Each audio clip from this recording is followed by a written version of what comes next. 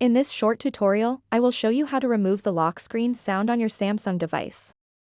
Some people find this locking sound annoying or unnecessary and may want to turn it off. Luckily, it is a quick and easy process. To get started, swipe down from the top, just like this, and then tap on the gear icon at the top right corner of the screen. Once you are on the settings page, tap Sounds and Vibration. After that, tap System Sound. To remove the lock screen sound, simply toggle off this switch next to Screen Lock/Unlock. So that wraps up this tutorial. If you have any questions about this whole process, please let me know in the comments section below.